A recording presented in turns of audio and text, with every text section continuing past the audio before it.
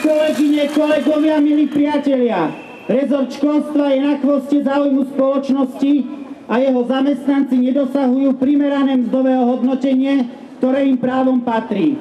Preto hovoríme zásadné nie a vyjadrujeme svoju nespokojnosť.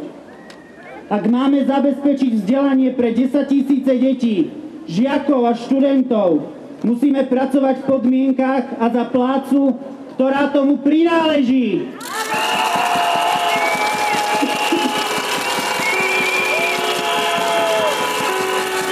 Školáci nikdy nechceli a nechcú to, čo nám nepatrí.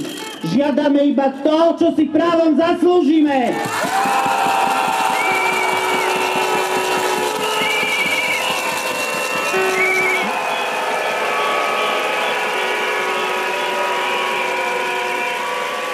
Žiadame upraviť systém odmeňovania zamestnancov v školstve tak, aby platy pedagogických zamestnancov v regionálnom školstve boli na úrovni 1,2 až 1,6 násobku priemeru.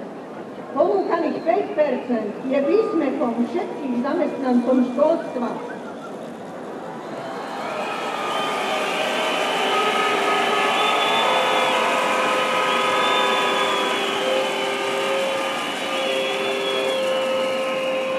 Má byť školstvo je prioritou, stop. Peniaze na zvýšenie, stop.